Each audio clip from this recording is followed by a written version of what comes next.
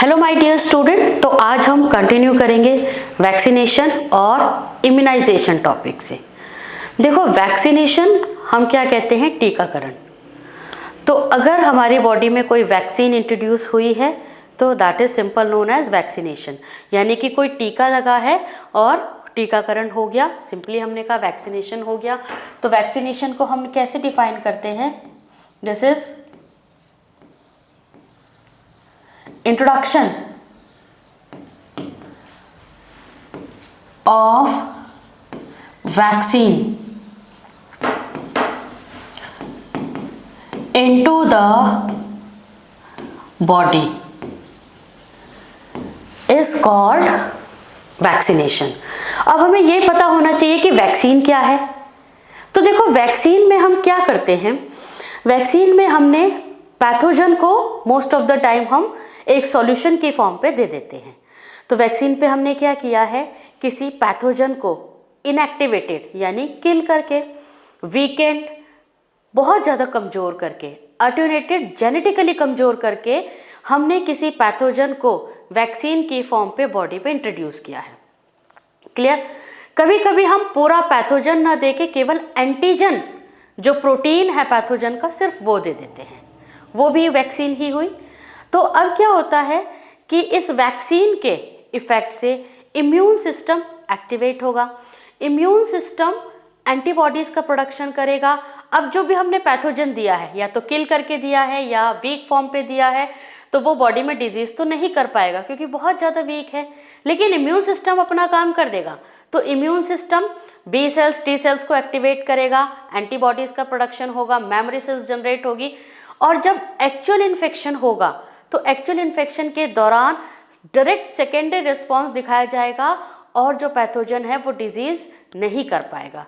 यही प्रिंसिपल होता है हमारी वैक्सीन का, और इसीलिए जितनी भी डेडली डिजीज़ है उनकी कोशिश की जाती है उनके लिए जो पीपल है, आम जनता है, उसको वैक्सीनेट किया जा सके। और वैक्सीनेशन का एक बहुत अच्छा इफेक्ट है, स्मॉल पॉक्स आपने सुना होगा। स्मॉल पॉक्स की जो डिजीज़ है वो पूरी तरीके से वर्ल्ड से इरेडिकेटेड हो चुकी है, ख़त्म हो चुकी है, क्योंकि टाइम से वैक्सीनेशन हो गया था। Clear student? तो चलिए देखते हैं, introduction of vaccine into the body is called vaccination. अब हम देखते हैं what is vaccine.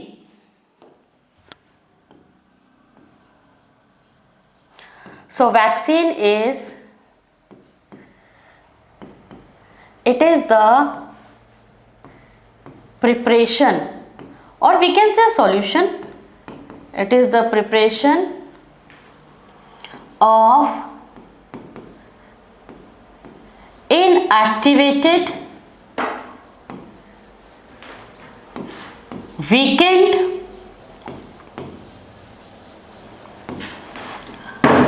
attenuated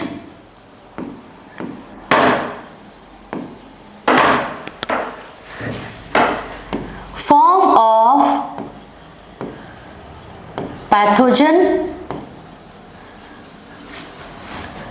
or antigenic protein of pathogen। Clear student? तो ये वैक्सीन है जिसमें हमने पैथोजन को वीक करके, किल करके, जेनेटिकली वीक करके दिया है, या पैथोजन के किसी एंटीजेनिक प्रोटीन को दिया है। अब ये काम कैसे करती है ये हम देख लेते हैं। The principle of immunisation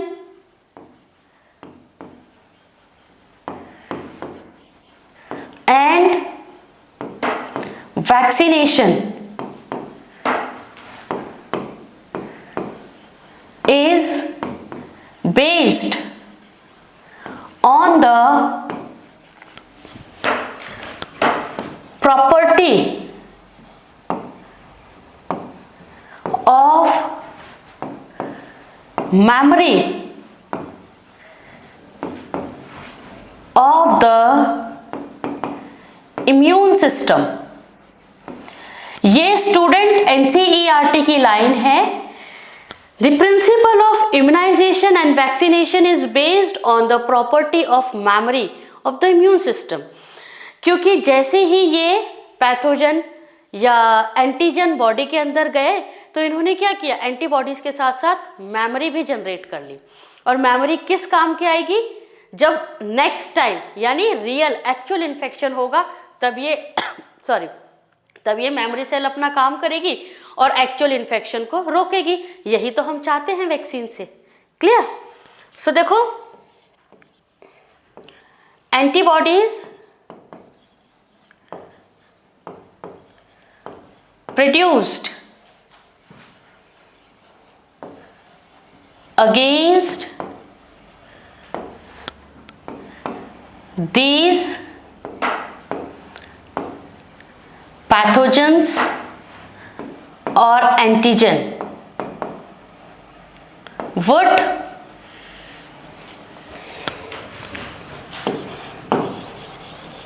neutralize the pathogenic effect during natural infection। यानी नेक्स्ट टाइम, सब्सिक्वेंट टाइम जब भी नेचुरल इन्फेक्शन होगा तो मेमोरी सेल्स क्या कराएंगी, एंटीबॉडीज का प्रोडक्शन कराएगी।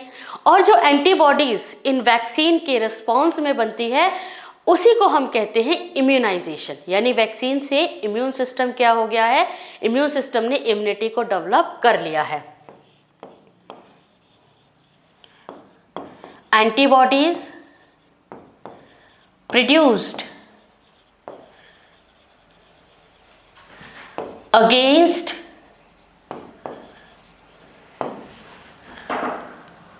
antigen is called immunization। Clear student? अच्छा, एंटीबॉडीज तो बनेंगी, उसके साथ साथ वैक्सीन जनरेट कराती है मेमोरी सेल्स, यानी मेमोरी सेल का प्रोडक्शन भी कराती है।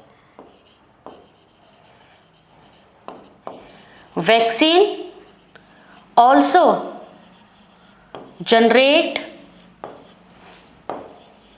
Memory B and T cells which will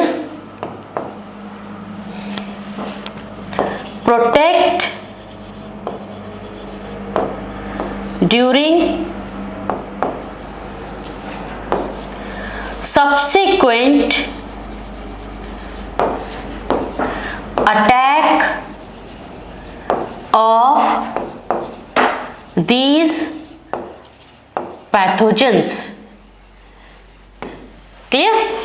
तो सीधी सी बात है, वैक्सीन हमारी बॉडी में गई, इम्यून सिस्टम एक्टिव हुआ, उसने एंटीबॉडीज बनाई और पैथोजन तो बहुत वीक था, वो पहले ही किल हो गया, लेकिन एंटीबॉडीज के साथ साथ मेमोरी सेल जनरेट हो गई।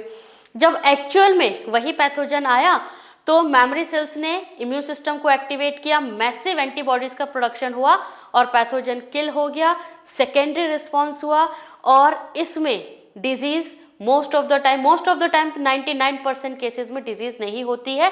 तो यही हमारा प्रिंसिपल है, वैक्सीन लगाने का फायदा भी यही है, प्रिवेंशन के तौर पे लगाते हैं और नेचुरल इन्फेक्शन से हम बच सकते हैं। Clear student? चलिए, तो ये वैक्सीन और इम्यूनाइजेशन। अब हम देखते हैं types of vaccine.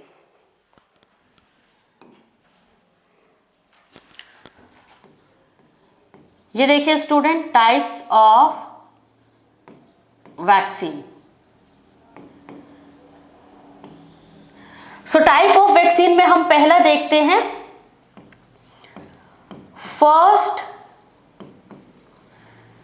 Generation vaccine.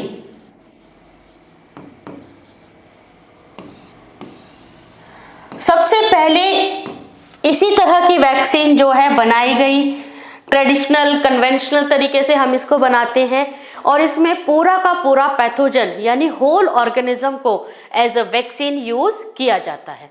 तो देखो क्या है, whole organism is used as vaccine.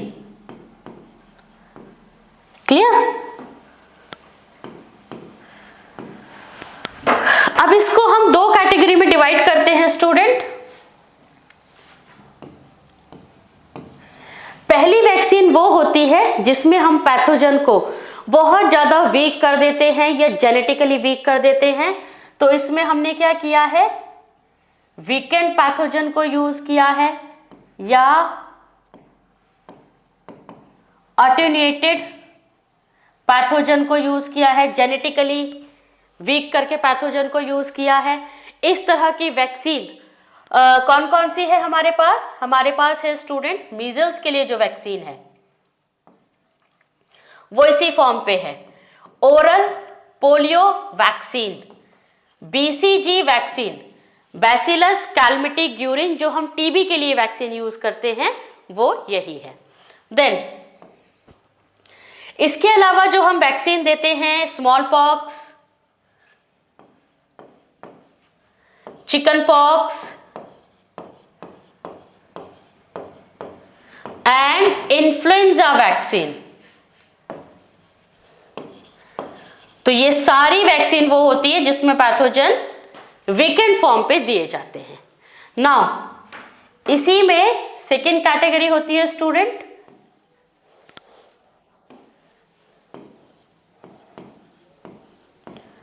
Inactivated form of pathogen, यानी पैथोजन को किल कर दिया जाता है, हीट किल कर देते हैं। पैथोजन तो किल हो गया बट वैक्सीन की फॉर्म में बॉडी में इंट्रोड्यूस कर सकते हैं। इस तरह की वैक्सीन हम जो यूज करते हैं that is vaccine against rabies and injectable polio vaccine. Injectable polio vaccine को हम एक नाम और भी देते हैं, साक वैक्सीन, जो पोलियो के लिए वैक्सीन इंजेक्शन की फॉर्म पे अवेलेबल होती है। उसके अलावा pertussis, typhoid,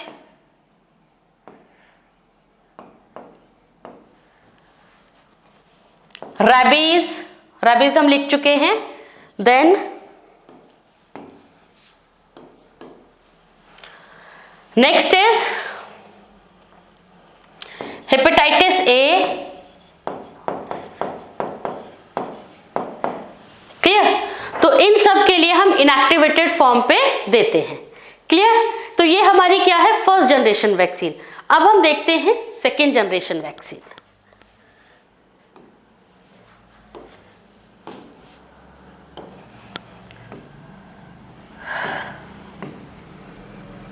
second generation vaccine. तो देखो स्टूडेंट, सेकेंड जनरेशन वैक्सीन क्या होती है, इसमें हम पूरा का पूरा पैथोजन नहीं देते।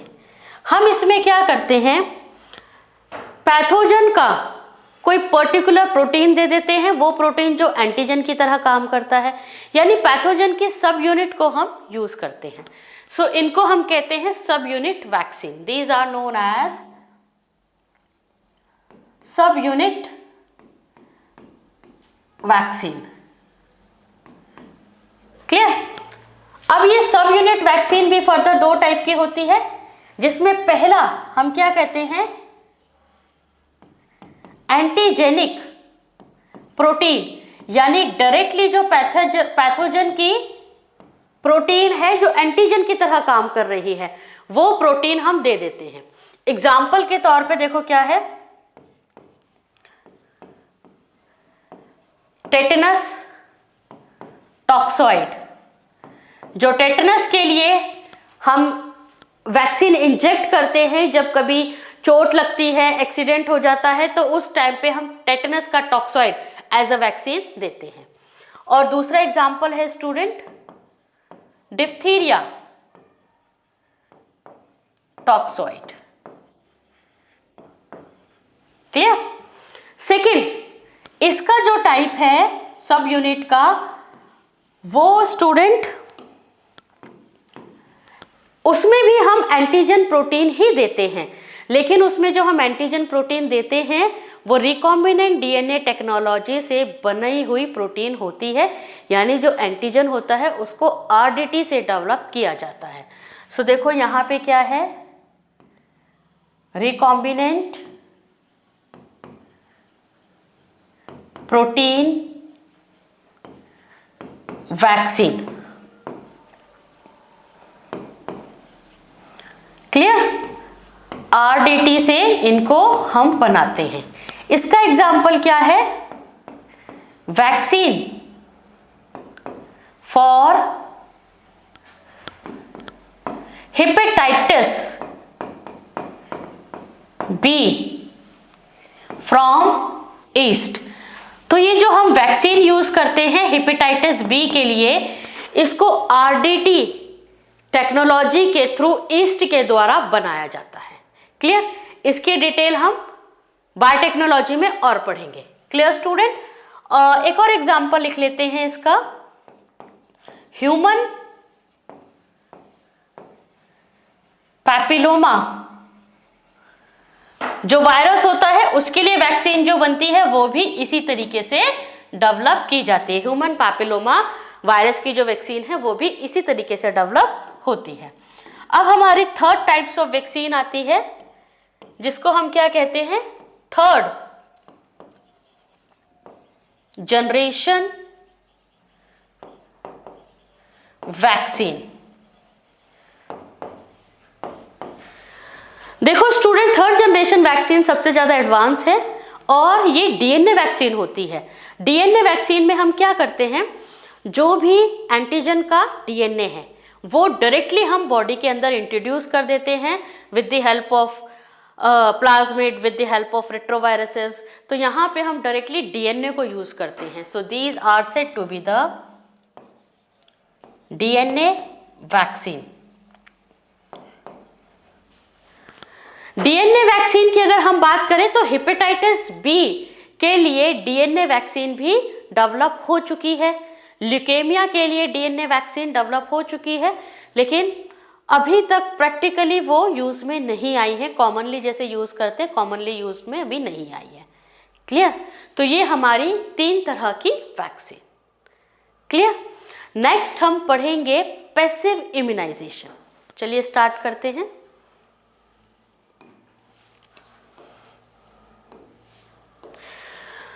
सो पैसिव इम्यूनाइजेशन से पहले 2 लाइनें हम और देख लेते हैं स्टूडेंट। फादर ऑफ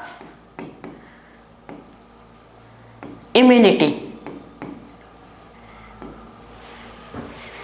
इम्यूनिटी के फादर हम किसको कहते हैं, और ऑब्लिक में मैं कर देती हूं active immunity.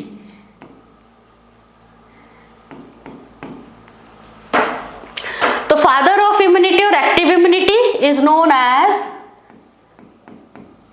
Edward Jenner.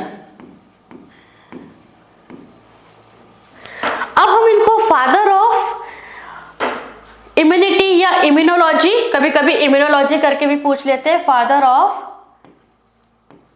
Immunology, तो दोनों सेम है। क्लियर? हम इनको क्यों कहते हैं, क्योंकि इन्होंने सेफ और इफेक्टिव वैक्सीन सबसे पहले जनरेट की स्मॉल पॉक्स के लिए। और कैसे जनरेट की? इन्होंने देखा स्मॉल पॉक्स जो वायरस है बहुत ज़्यादा डेंजरस है और एक टाइम पे बहुत से लोगों को किल कर रहा था। तो इन्होंने देखा कि स्मॉल पॉक्स की तरह ही एक माइल्ड वायरस है जिसको कहते हैं काउपॉक्स वायरस, और ये काउ से फैलता है, जनरली उन लोगों में होता है। उस टाइम पे उन लोगों में दिख रहा था जो गाय भैंस को चराने जाते हैं ग्वालों में, उनमें दिख रहा था। और उन्होंने देखा कि जिन लोगों को काउपॉक्स वायरस ने इन्फेक्ट किया था उनके अंदर इम्यूनिटी डेवलप, क्योंकि माइल्ड वायरस था तो डेडली डिजीज तो नहीं कर रहा था, लेकिन इम्यूनिटी डेवलप हो गई थी। और वो काउपॉक्स से ही नहीं, वो स्मॉल पॉक्स के वायरस से भी रेजिस्टेंट हो गए थे। तो इसका मतलब क्या हुआ, काउपॉक्स का जो वायरस था वो बिल्कुल सिमिलर था स्मॉल पॉक्स के वायरस की तरह। तो जब काउपॉक्स का वायरस बॉडी के अंदर गया तो इम्यून सिस्टम ने एंटीबॉडीज और मेमोरी सेल बनाई। अब क्या हुआ, स्मॉल पॉक्स का वायरस जब उस पर्सन के अंदर गया तो वो जो एंटीबॉडीज और मेमोरी सेल थी ना, वो स्मॉल पॉक्स के वायरस के अगेंस्ट भी उन्होंने काम किया। तो उसी के ऊपर उन्होंने स्मॉल पॉक्स का जो है, स्मॉल पॉक्स की वैक्सीन बनाई। कैसे वैक्सीन बनाई, काउ पॉक्स के ही वायरस को उन्होंने एज ए वैक्सीन दी। So he was first to prepare safe and effective vaccine against smallpox। क्लियर? तो ये हमारी इम्यूनिटी का पार्ट ऑलमोस्ट कंप्लीट है। एक छोटा सा टॉपिक और रहता है, दैट इज पैसिव इम्यूनाइजेशन। इसको हम पहले भी पढ़ चुके हैं थोड़ा बहुत, एक्टिव एंड पैसिव इम्यूनिटी में। सो देखो पैसिव इम्यूनिटी क्या होती है, अगर हमारी बॉडी को कोई डेडली माइक्रोब इन्फेक्ट कर दे तो हमारी बॉडी के पास या हमारे इम्यून सिस्टम के पास इतना टाइम नहीं होता है कि प्राइमरी रिस्पॉन्स जनरेट हो सके और एंटीबॉडीज़ वो एक्सपेरिमेंट कर करके देखे कि कौन सी एंटीबॉडी इफेक्टिव है। तो इतना टाइम बिल्कुल भी नहीं है, इतने में तो पर्सन की डेथ हो जाएगी। तो हम क्या करते हैं, रेडीमेड एंटीबॉडीज़, बनी बनाई एंटीबॉडीज़ उस पेशेंट को हम दे देते हैं।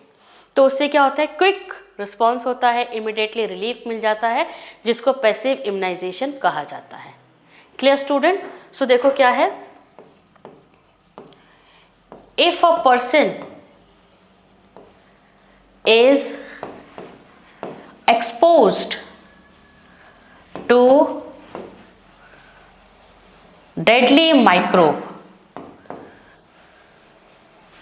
then immune system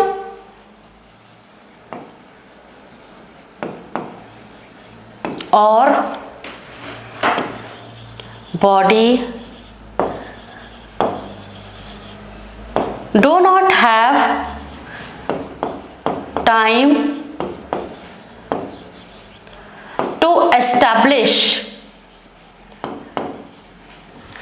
primary response।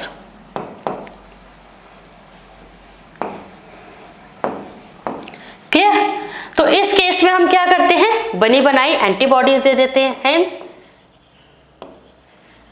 Readymade antibodies are directly injected into body for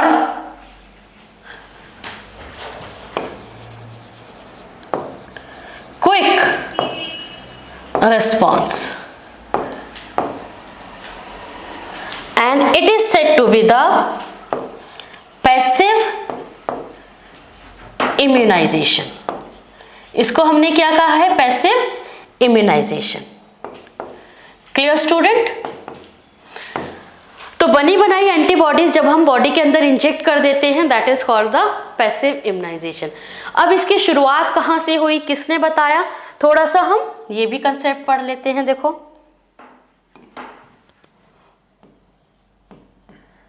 father of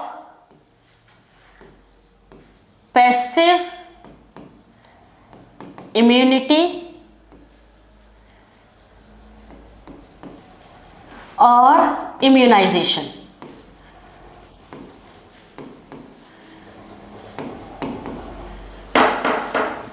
ये हम मानते हैं एमिल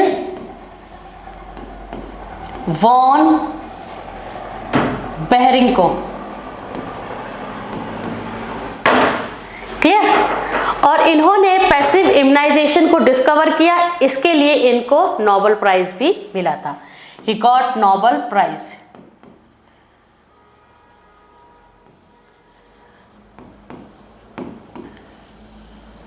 क्लियर? अब इन्होंने डिस्कवर कैसे किया? देखो, ये एक फिजिशियन थे और इनकी एक पेशेंट थी, छोटी सी 4-5 साल की बच्ची रही होगी, छोटी बच्ची थी, उसको डिप्थीरिया नाम की डिजीज हुई। हमें पता है डिप्थीरिया बच्चों के लिए डेडली हो सकती है। तो बच्ची का इम्यून सिस्टम इतना स्ट्रांग नहीं था, वो रिकवर नहीं कर पा रही थी। तो उन्होंने क्या किया, जो डिप्थीरिया का बैक्टीरिया था, उस बैक्टीरिया को एक शीप की बॉडी में इंजेक्ट कर दिया और शीप को बैक्टीरिया से इन्फेक्ट कर दिया। तो शीप की बॉडी में क्या हुआ, एंटीबॉडीज बनने लगी, यानी इम्यून रिस्पॉन्स जनरेट हुआ। तो इन्होंने शीप के सीरम को, उस भेड़ के सीरम को आइसोलेट किया और सीरम को फिर बच्ची की बॉडी में डाल दिया, बच्ची के ब्लड में डाल दिया। तो वहाँ से रेडीमेड एंटीबॉडीज मिल गई और बच्ची रिकवर कर गई। तो यहाँ से पैसिव इम्यूनाइजेशन की शुरुआत हुई। और इसीलिए हमने एक्टिव इम्यूनिटी के जो फादर है वो क्या लिखे थे, एडवर्ड जेनर, और जो पैसिव इम्यूनिटी के फादर हैं वो एमिल वॉन बेरिंग। सो देखो, देख लेते हैं हम। His patient was small girl suffering from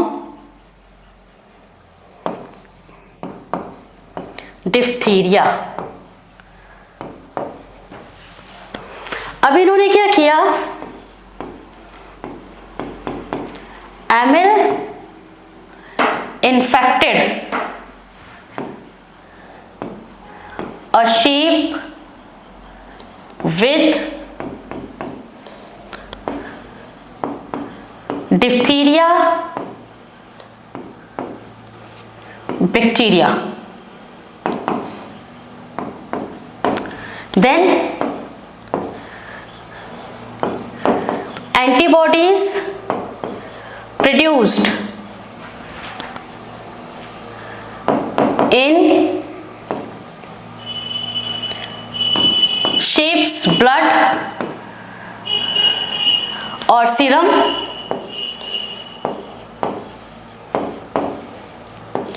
सो इन्होंने इस सीरम को आइसोलेट किया। ही आइसोलेटेड सीरम कहां से, शीप की बॉडी से, from sheeps body and injected into the